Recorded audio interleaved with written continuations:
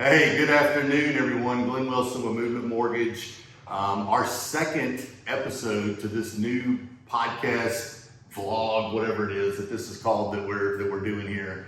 And I'm excited today to have my good buddy Jon Moody. Jon Moody is a closing real estate attorney with Gary McAnally's firm here in Montgomery, Alabama. Gary has a firm in the Millbrook area as well that's been there for a long time and established in that market. So, Jon, thanks for being in episode 2, man. Absolutely. Excited to have you on. So we're laughing because as we were getting ready for this, doing sound checks and those type things, we were recording, we were live, and what felt like 2 minutes of conversation was close to 10 minutes of conversation. So we're going to rehash some of that stuff that we talked about then, because I think we've got some good content to cover today. Looking at folks that are in our circles that I think will be interested in hearing from Jon today, and what his world looks like, what to expect. There's a few different demographic, dynamic folks that I think will be interested in this. One's first-time home buyers, right? First-time home buying process can be very intimidating, right? From the minute that a client gets into my world and starts a mortgage application, what does that look like from start to finish? What questions are you gonna ask me, paperwork? We've got an upcoming episode that'll go through some of that. But then as you get through the process of inspections and all those things to the minute to where, my world and real estate agents call the client and say, hey, we're ready to close. We've got to be at the closing attorney's office on Tuesday at 2 o'clock. And now reality sets in of, oh my gosh, here we go, right? And then, what to expect. And so before we get there, I'm going to use that to tee that up. Before they get there, I do want to tell some stories and kind of explain to the group a little bit about our relationship. Like we talked about in the 10-minute session, JP's going to help me create some bloopers, like a blooper reel. So at some time we're going to... That's way longer than the actual video. That's right. Put some stuff together after season 1 to come back and watch. So dude, you and I have known each other. I was thinking about this the other day. I think you and I met maybe 7th grade, I think. Yep, Fraser. At Fraser, right? My family was going to another church, and my aunt and my grandmother were going to Fraser, so we came to Fraser. And at that time, I think our Sunday school class was meeting in the carpet gym. We'd meet in one of those classrooms over there. Yep. And you were the first person that I met at Fraser when we came in there. And you introduced me to some other cats, some Cooper Googe. Shout out Cooper, know you're watching. Jared Easley. Shout out Sleazy. That's right. And Easy's got a podcast too. He's got several. We can plug some of Easy's podcasts. That's right. Man, we had some competitive ping pong matches back in the day with old Joe handing out those paddles. That's right. For $1. $1. Yeah, you had to give him $1. A paddle, was a basketball $1 too? A basketball was $1. You got your dollar back when you gave it back. That's right. But yeah, we lost a lot of dollars. I think there was a handful of dollars. Fraser made some good money off of us. Probably did. With not returning those dollars back to Joe. And not too long ago, I saw my namesake Glenn. Rush, yeah.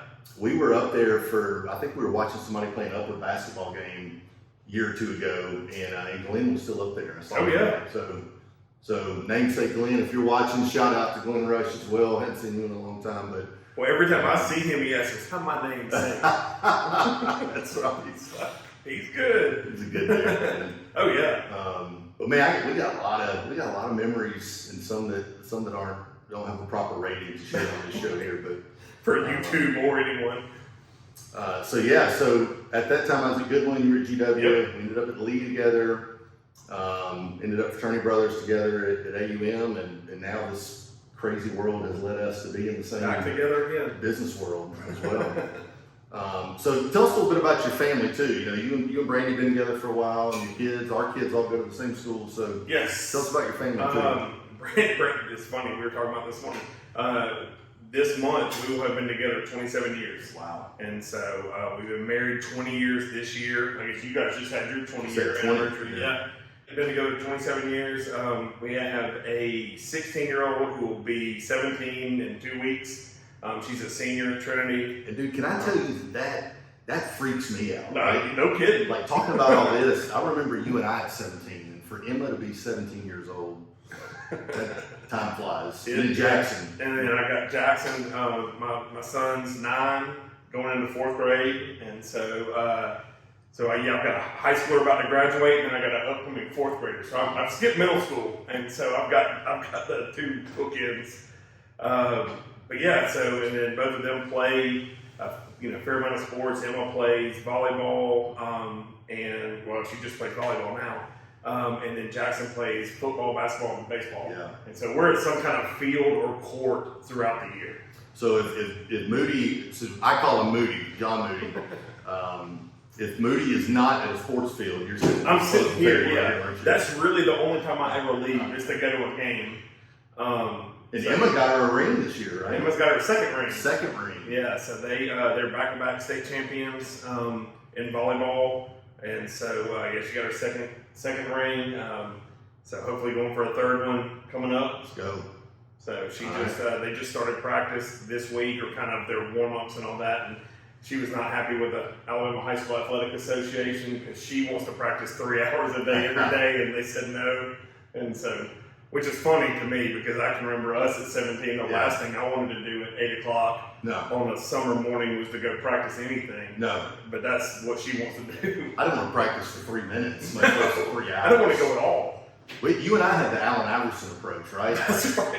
I'm a gamer, bro. That's just turn the red light on and I'm ready to go. But I don't want to practice. Well, truth be told, I was only going to be in the game about 12 minutes anyway, because I was going to foul out. So. That's the truth. That can be for our next episode. But Moody and I played basketball together, and I think Moody holds the Alabama High School Athletic Association record for quickest foul out. Yeah. Like not foul out. Right. Out and no technicals. It was just fouls. Like I didn't make anybody mad. It was just, yeah. But I remember you telling the coach, and you tell with Steve Simpson, and you tell him, shout out Steve. You're like, hey, Moody's got 4. You're like, just let him go. Because we'll adjust after. Because it's like 30 seconds later, time to go. Because I remember whoever was keeping the book at the score table, Steve wasn't paying attention. Coach Steve wasn't paying attention. Yeah. And whoever was at the score table, looked over and was like, that's 4. And so I was like, hey, coach, Moody's got 4. And he said, let him go. Let him go. And sure enough, not long after that.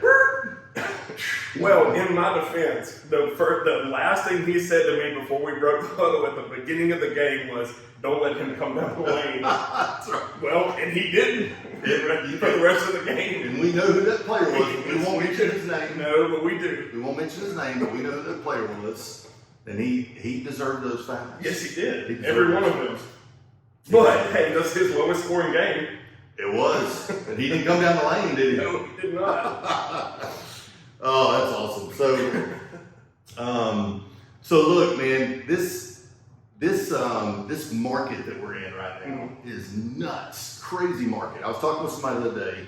I remember when COVID hit, I remember we were, JP and me and Kim and Jake were on the way to the beach, spring break, March of 2020. And, that was when things were really starting to escalate, cases, starting to track cases going up. And I remember we were on the way to the beach. The condo that we were staying at, the guy that owned the condo, we were probably halfway to the beach. My phone rang, and it was the guy that owned the condo, and he was very nice. He said, hey, look, man, I'm getting text messages and notifications that restaurants are closing, bars are closing, pretty much anything that you would want to do with your family down there is closing. It was really nice. He said, so look, if you guys want to go back to the house, no problem, I'll refund your money, but if you guys want to come home, then you guys can come home. So we were probably halfway, pulled off at a gas station, and we all talked about it and said, hey, we want to go. Yeah.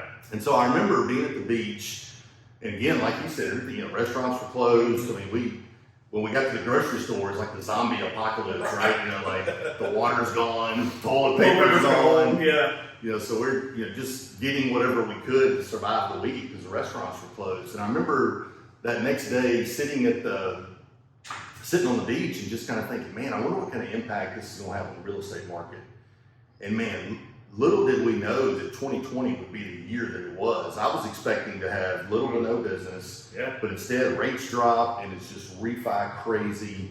Refis continued into last year, and everybody kept speculating at some point these rates are going to go up, the refis are going to dry up, and everybody, whatever. Well, lo and behold, we finally saw that happen. I guess December sometime in there, we started to see rates go up, and then they kind of been on a steady, gradual increase since then. But now the other challenge we're seeing is this inventory shortage, right? So you got these two dynamics, rates are going up, but there's also not a whole lot of houses on the market. So you've got houses getting 10, 15, 20 offers.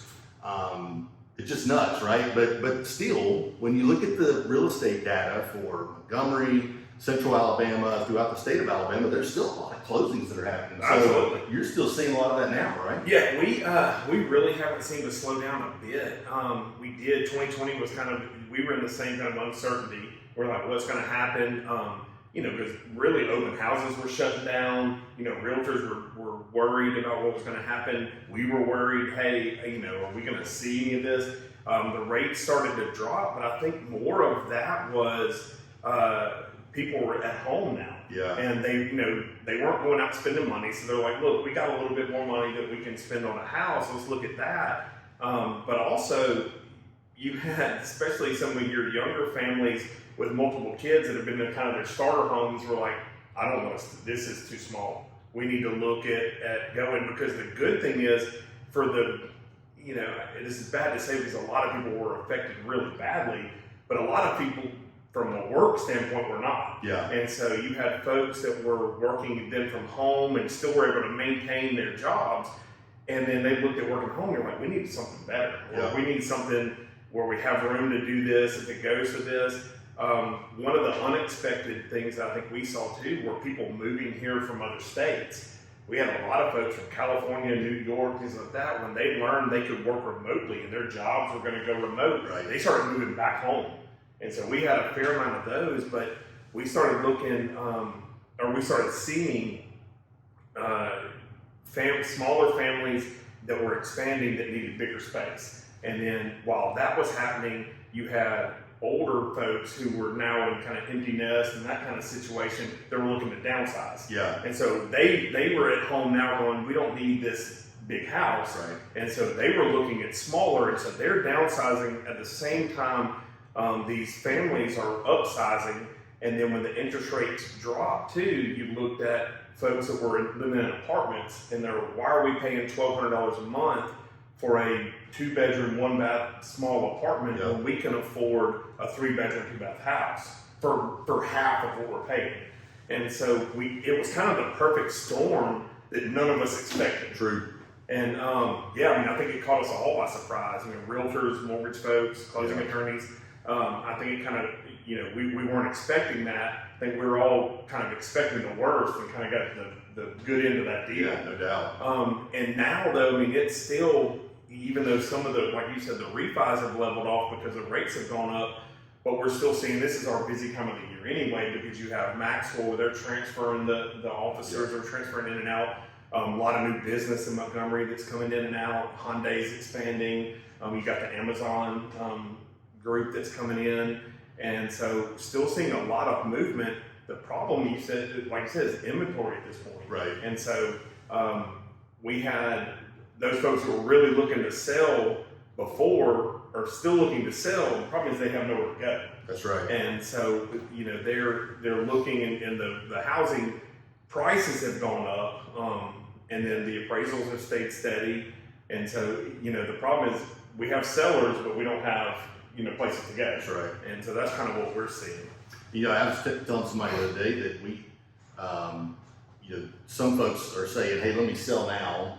I don't want to buy because I want to buy at the top of the market. Right now it feels like the top of the market, so we'll rent. Well, there's a couple of things. One, it's hard to find somewhere to rent. Yeah. Especially if you want to rent a house, it's hard to find somewhere to rent. There are some apartments here and there, but man, if you can find a house, we've seen a lot of where some investors have come in, gobbled up these houses, and they're taking advantage of the inventory shortage by saying, hey, if you want to rent, It's up there, yeah. They're getting a premium Right. on rent. I mean, I had somebody tell me the other day, you know, a 3-bedroom, 2-bath house that would probably normally be a $1,500, $1,800 a month rent, $3,000 a month. Right. You Oh, know, yeah. so, Depending on, yeah, exactly. Depending on what neighborhood you're in. And I know a lot of times those investors get demonized because they come in and buy these. But I've talked to them. We don't represent them. Of course, we represent the transaction.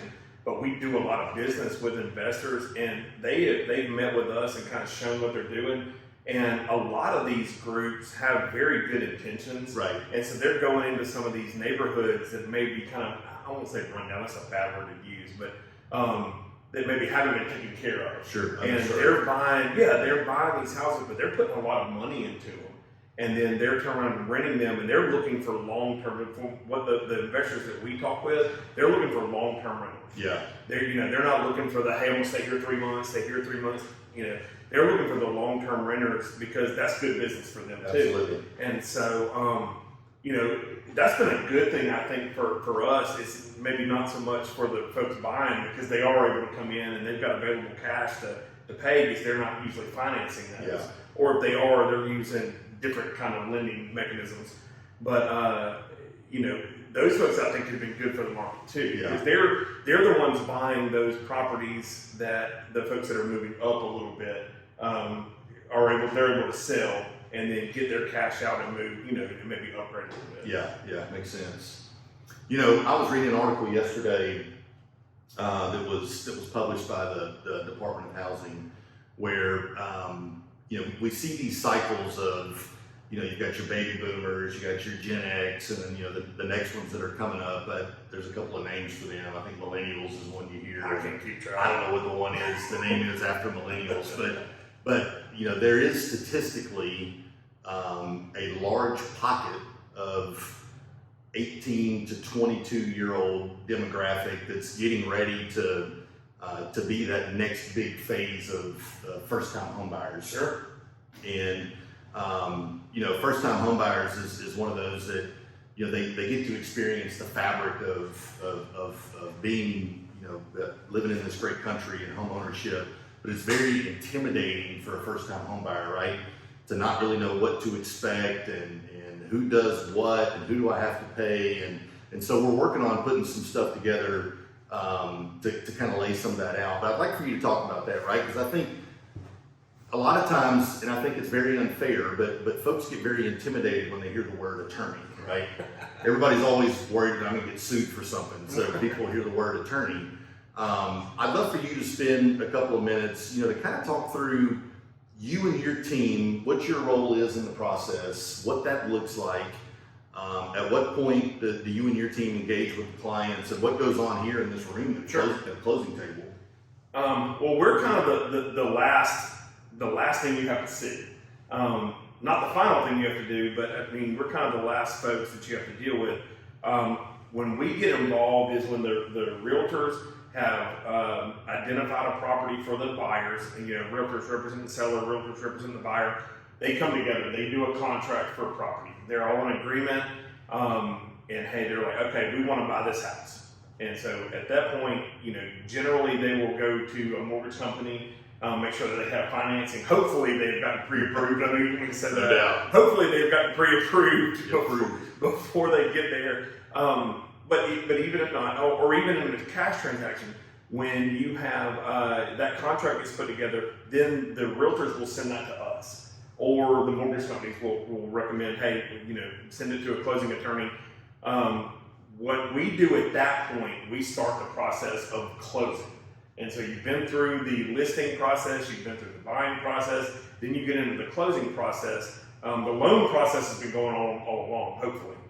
And so the contract will come to us. The first thing we do is what's called a title search. And we go back and research the title to the property. We track who has owned the property generally for the last 30 to 60 years. And we'll go back through each of those transactions. What we have to do is make sure that the person selling the property has a clear right to sell that property. And because they're going to issue what's called a warranty deed, which means they're going to give them, hey, you have full right to this property. And so we go back and make sure that the person that's selling the property has the right to sell that property. They're the only people that can sell that property.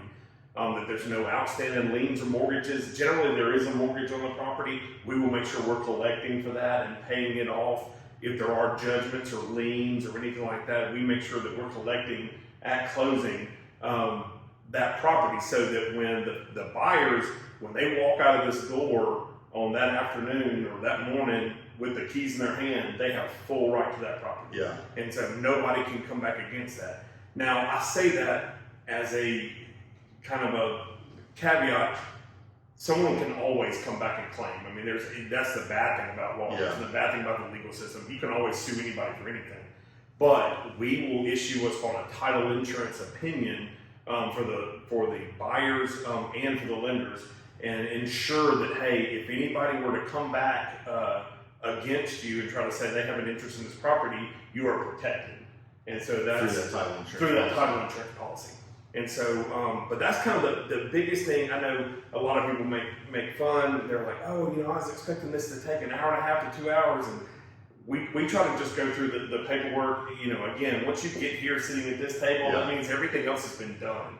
And so we try to go, quickly, because the work has been done up to this point. Yeah. The realtors have done their work. The lenders have done their work. We've done our work to make sure that when you're sitting at this table, you're buying the property outright. Right. And so we try to make that, at least I do, I try to make that an enjoyable experience. I know a lot of people, like you said, people are apprehensive about coming to lawyers' offices. We try to make it fun. I mean, if you look around, I have bobbleheads of Guns N' Roses and things here in the office. I try to make it fun. I tell the same bad jokes at every closing. The realtors can tell you they don't get any better. Did you say dad jokes or bad jokes? Both. That's what's bad. And they don't get better, and some of the realtors make fun of me and like, you really got to get some new material. And but we try to make it an enjoyable experience because, especially for first-time homebuyers, this is a new experience for them. They've never done anything like this before, and so I try to make it a little lighthearted, so that when they get here, and I always tell them, like, you've done the hard part. Yeah. I was like, you've gotten through the lending process, you provided all the information they needed, you've gotten that clear to close, which is what everybody wants to hear. Amen. The realtors are wiping their heads. They're like, hey, we got you to here. This is the finish line. And so I try to look at it like that and try to make it fun for, and I try to make it fun for the realtors too. I mean, they're getting paid to be here, but it's still, this is a relief for them too. That's right. It's a journey to get here. Yeah, absolutely. Sure. So for the first time homebuyers that are out there that may be watching this, the question may be, hey, do I need to go hire my own attorney? Like, how does a first time homebuyer, they got their agent, they go out, they find a house, sign a contract, they've already come to me for an approval, right? So so do they need to come to you first and hire you, or how do they get to an attorney's office? Well, they wouldn't hire me. We represent the transaction. We are the escrow agent, and technically we represent the lender in the closing because we're getting their documents signed. We have some of our own documents as well, but we represent the lender in the closing, so we can't represent buyers or closers in that. And if folks want to do that, they are welcome to. If you want to have an attorney review the documents, that's fine. Prior to, I'm gonna explain to them what they're signing, and I always tell everybody this: I'm gonna go through and explain what you're signing. I just can't tell you whether or not to sign it. Right. Hopefully, they have discussed with their lender, discussed with their realtor what they're signing, whether they should or not. And then, so when they get here, I'm explaining what they're signing and what they're responsible for, but I can't give them advice on how to do that. So you're certainly entitled to your own representation, but it's not provided here. Yeah. And I'm just explaining to them what they're signing. Well, I think you said it earlier, and I think it's a good thing to take away is that once they get here to you, this is the happy place. That's right. This is the finish line. This is where you want to be. This is the place where those keys are handed over to you, and everything that you've worked hard to achieve. That finish line of reality takes place here in your office. So you're right. It is a happy place. And then you guys, closing attorneys are involved for refinances. Mm-hmm. So So here for that. It's something we talked about a little bit before we came on today. It's probably not the most fun topic to talk about, right? But it is a reality in our world that sometimes things don't work out with husband and wife, right? And sometimes divorce happens, and there's a lot of questions about what does that look like, and there are folks in your world, divorce attorneys that are there to direct folks through that. But generally, tell us quick, how does that work? Like, how is it decided who gets it, and then what does the process look like to determine, I guess after it's decided who gets the property, then what does that process look like to get it transferred? From a closing perspective, number one, I would suggest getting a divorce attorney if you're going through that situation first off, because we've seen some nightmares. But one of the things I think a lot of people forget or don't understand is, even though your divorce decree says that one particular party gets the property, that doesn't make it happen. And so even though you have a court order from the domestic relations court that says, hey, so-and-so, gets this property, let's say I were to get the property, that doesn't necessarily mean that clears title. Yeah. And so we run into this situation where we've had a divorced couple that, let's say wife is trying to sell the property. Well, if they haven't done a quitclaim deed or a clerk's deed, deeding the property back to the person as the sole owner, then that person still has to sign. Yeah. And so, we've run into situations that have been okay, where we've had parties that still talked and it was okay. We've run into situations where a spouse has either passed away and then it goes to their estate, or a spouse has gone to another state, things like that. What folks need to make sure, and I hope divorce attorneys will do this as well, is there's another step after you get the divorce decree. Depending on who was awarded the property, they need to make sure that the property is deeded to them by the other party. Yeah. So, and along that same line, we're dealing with a lot of estates right now too. And so make sure, like if somebody passes away, just because they pass away and they told you get the property, that doesn't necessarily mean it happens. Yeah. And so we're running into that too. And if you have somebody that passes away, we do call it heir property, where it goes to if it's a survivorship deed, then it would automatically go to the spouse. But if it's not, some of the older deeds that we've dealt with are not survivorship. So you've got a husband and wife. Husband died 20 years ago. Wife is now trying to sell the property. The problem is the kids have to sign it too. Oh man. And then if you've got, we've had where both spouses have passed away and they've got 6 or 7 kids. Some of them have passed away, and then they've got kids, and so it becomes a massive issue. Yeah. Is to make sure, and that's one of the things that we do in that title search, is identifying anyone that has an interest in that property. Makes sense. And so what I do at that point is I try to refer them to an estate attorney to make sure that that's done correctly. And then we get orders from the probate court that will allow us to sell the property. Yeah. Man, I'm glad there's smart people like you in this world. Well, to know. I know smart people, and that's who I send them to, and then I get to do the final end again. Again, we're trying to be the finish line, and so thankfully we work with a lot of smart people that we can get to that. So Moody's being humble. We went to school together for a long time, and there may have been a few times where I looked on your paper to see what one of your answers were. There was possibly a few of those times, but yeah, man, great information. That's those life events that happen. And again, those maybe aren't as happy as the ones we talk about when you're sitting here and get the keys, but. Those life events, if it is, unfortunately there are divorces that happen, or death of a family member or something like that. It's great to know that there's, folks that like you that can help navigate through the complexities of that.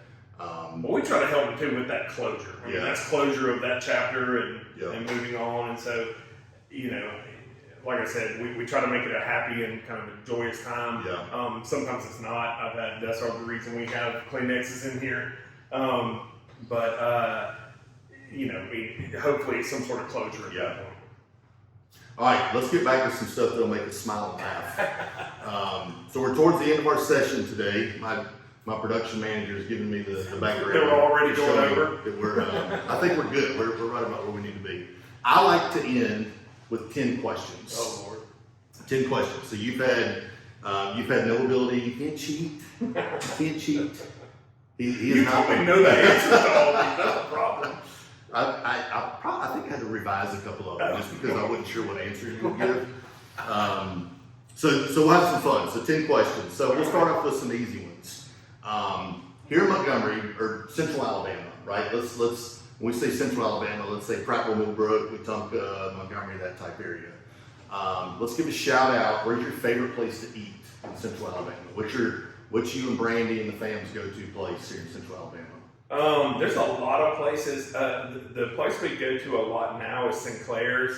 That's always kind of been a fun place, but Jackson, my 9-year-old, now wants sauteed crab claws. And so he has expensive taste.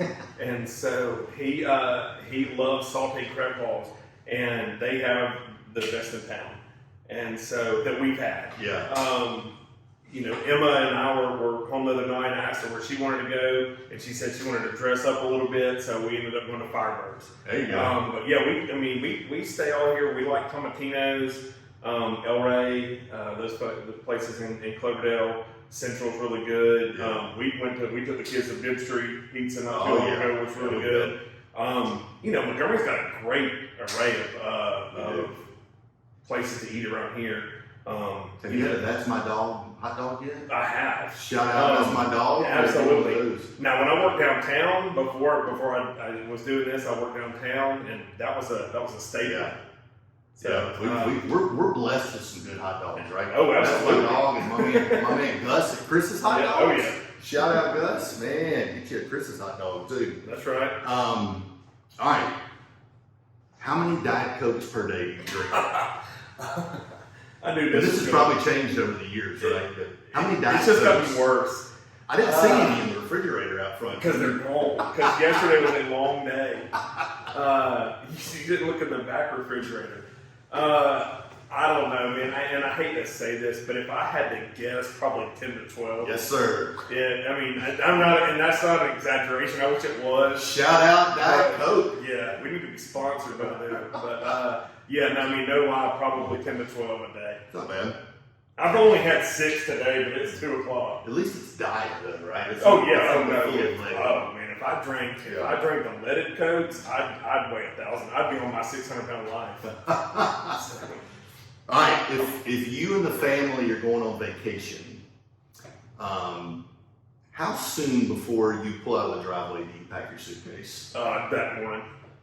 I mean, I'm easy because if we're going somewhere, I got a pair of flip flops, I got a bathing suit, and a Guns N' Roses t-shirt. That's all I need. That's a good Guns N' Roses t-shirt you got too, by the way. Well, I've got 2 because I wear it so much. But I'm packing, either the night before or that morning.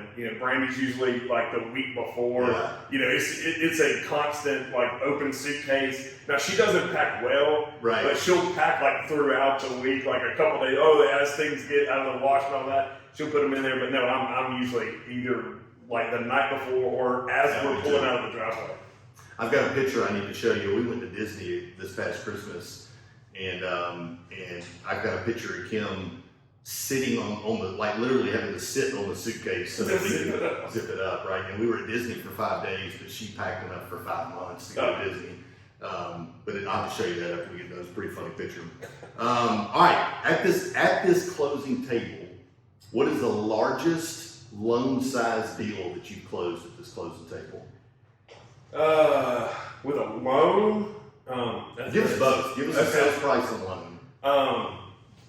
The largest cash sale I ever did was 1.2 million. Okay. And then the largest with a loan was 2.3 There million. we go. That's a good size. Now it was multiple properties. Now the cash deal was one property. Yeah. But the one with a lender was 2.3 million. It was several properties. Yeah. And we're doing some more of those with our investors that we've done closings for, that are going back and packaging these into different properties and then refinancing. So we've actually had several $1 million plus. Yeah. Because they're buying multiple properties. But yeah, the largest one I've ever done for a single property was 1.2 million. And that was a residential house, not commercial. But then, 2.3 million is the biggest one I've done. So for any of our friends like watching out west, they're like 1.2 million is a first-time home buyer house. And that's a 2-bedroom, 1 bath. That's exactly. Here, that gets you some land. But it's funny, as we've had companies move here that are moving from like New York and California. They're buying up these big tracts of land because they're like, we had several of their folks that were coming down and they're like, look, they're looking at spending, these are executives, so they're, 800 to $1 million. Yeah. And they're looking for houses in like neighborhoods and like, we don't have a whole lot of those. Right. And so, they're going down back towards Troy and they're buying up 100 acres of land and then building. Yeah. So, timber, that's it. Timber. Yeah. Right. The timber firearms. I was watching the Today Show yesterday. Were you bored? It was just coffee's on, flipping through. And well, here's what caught my eye on there. The segment was talking about how the federal government and there's some report or whatever. Some smart people that are involved in politics figure out some kind of report or something that was open. Where now we're starting to investigate UFOs, right? There's all these things. Do they exist? There's all this footage that's come in. So there's a special group that's been put together to investigate and all this stuff. And so, so my question to you, Jon, is: do UFOs and aliens exist? Is there more out there than us? I don't know. Now, we have done several closings for people that are on the Space Force here in town, so I need to ask them. Right? Yeah, seriously. They're stationed at Maxwell. But, I think it would be arrogant of us to believe that we're the only, we're the only entities out there. I think, the Lord's got a plan. He could have had another plan for another space. We just don't know.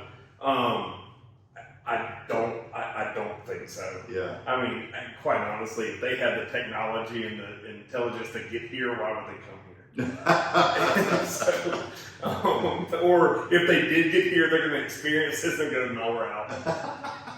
So, they had bought any property yet. So. No, they have. I have not done closings with those kind of aliens.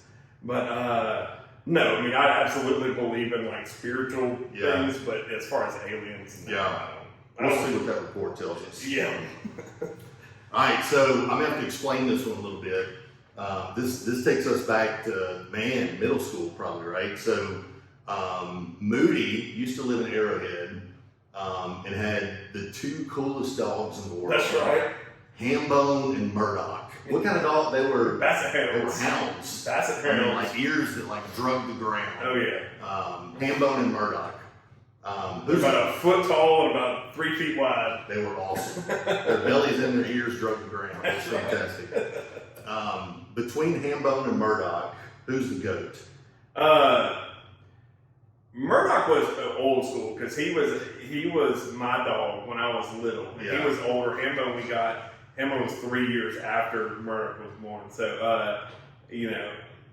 Hambone was we were kind of like on the same level between me and my brother Jeff. And so, but Hambone really was the more hyperactive, that would jump up on the fences and all that. Murdoch was just cool, like, you do you, man, I'm good. I just want to go eat and sit by the pool. That's right. So, he was always kind of my dog, and so he was the best. They were awesome. I'll never forget those dogs, man. Those were cool dogs. All right, they were not going to attack anyone. If you came in, as long as you rubbed their belly, you could take whatever you wanted. That's right. Just pet me on the way in. That's right. I'm not even going to bark. Which Star Wars character are you? Ooh, I hate to say it, I was never really a Star Wars guy. I always liked Darth Vader, just because he was cool. And I don't know, I didn't like really the hero story and all that. I just liked the bad guy. All right. And so I'm going to go with Darth Vader. Jackson's a big fan of Yoda now, just Yeah. because of the Mandalorian and Baby Yoda, and so he likes to go back and look at that. But I still think Darth Vader was my guy. How cool would that be if you came in here in a full Darth costume with the voice box and did a closing like that? Oh, I mean, we may do it on Halloween. We Absolutely, have to pull that off. I got it. I I just have it where it'll like the room will light up red, and I'll just walk in like the door would open, the smoke would come in. That's, or if you could figure out get somebody to do something where you could do the Jedi, mind trick, open the door, and they're smoking and stuff. That makes Or you have to make those doors go. Yeah, those right there. That's right. Just give it the part. That's right. That's right. For those who can't see, we've got sliding glass doors over to the side. All right, here's another thing for you and I, old school. You and I are both fans of some old school rap, right? Oh yes. I ain't talking about R&B. I'm talking about some old school rap. Yep. So I think I know the answer to this, but I want to hear straight from your mouth. Who's your go-to? Oh, it's Bones and Harmony. You know that. I listened to that this morning. Jackson and Emma have been introduced to Bone They Thugs have. too, right? They have. Jackson, as much as I hate to say, used to listen to Crossroads on one of his football games. Crossroads, first of the month, man. And Mo Murder was the other one that he listened to, and I had to edit that one. I always loved all kinds of different musics. I tell people, when they close with us, when we start talking about music and all that, the first 2 cassette tapes I ever bought at Music Land and East Del Mall were NWA and Guns N' Roses. Yeah, there you go. But yeah, I mean, Bone Thugs. Bone Thugs. They're always. I don't think, and I mean, I love Outkast too, but Bone Thugs. Yeah. It's got to be those 2. I figured that's what it was. Hey, our 10th grade year, I drove you to school. I picked you up. You were on Uber. That's right. We listened to First of the Month every single day. We listened to that East 1999 Eternal. That's right. So we listened to that CD every single day. Yeah, your December birthday on February. Yep. So you were my Uber for 2 months. 3 months, yeah. All right, Saturday mornings growing up, what was your go-to cartoon? You'll like this one. They had the Hulk Hogan and Roddy Piper, the old wrestling. I can't remember what it was called. Rockin' Wrestling. Rockin' Wrestling, Yeah. that was it. But Transformers, I loved Transformers, and then He-Man. Yeah, He-Man's a good one too. But that was back in the day when you could get up, you woke up at 6 o'clock on a Saturday morning, went and got your own bowl of cereal, and then Saturday, that was your time to watch TV. That's right. So, I mean, the kids now don't have that. That's right. That's Yeah. right. That, like JP and Jake, they're looking at their phone staring at YouTube. Oh, yeah. Come on, man. Let's turn on some Saturday morning. Let's turn on the Jackson's the same way. Oh, yeah, man. What was Scrooge McDuck? Oh, yeah, DuckTales. DuckTales, man. I love DuckTales. Shout out to DuckTales. I didn't get JP and Jake to look up that on the YouTube. old ones. Oh, and not the new one. I mean, they had a new one. But yeah, the old DuckTales. Yeah. And then Saved by the Bell. Oh yeah. But it was on, but it wasn't really on. I mean, come on now.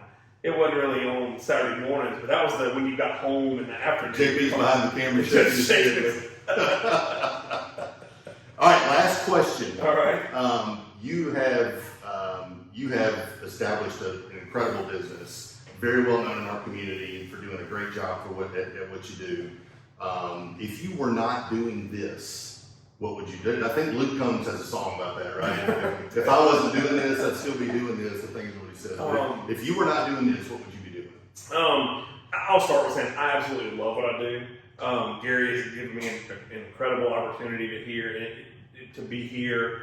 We've built a great team, both at our Millbrook office and here. So I truly do love what I do. I hope that, reflects on when we do closings, because like I said, it's a happy time. Hopefully those folks are here. But if I was not here, I would have a taco truck or a food truck on an island, and I would sell tacos and pizza to the folks off cruise ships. Man, and then on the side of that, I have a little side gig renting out scuba equipment. Man. And so I've thought this through. That's my goal. That's where I want to get to. But yeah, I would have a food truck in the islands renting out scuba equipment to the cruise ships. So then I would be the guy across from you, like renting out towels and that stuff. That's right. And also selling like antacids and all that stuff. the stuff for folks that have what is it? Or not IBS, but where they can't eat cheese and all that. Oh stuff. yeah. Lactose Lactose, intolerance, yeah. right? I'd be the guy that has the. You just sell that and then sunscreen. I'm So they can be good. Yeah. I'm with you. We cover it all. I'm in. That's a good idea. I like that. All right, dude. Thanks for hanging out today. Appreciate you spending some time. Again, Jon Moody with Gary McAnally with Real Estate Closings here in Central Alabama. Appreciate your friendship, man. Love you. Love your family, and appreciate the partnership with you as well. So that's it for today's episode. We've got some more coming here soon. Make sure down at the bottom you hit that like and subscribe button. You'll get notified as we post new videos going forward. And see you next week.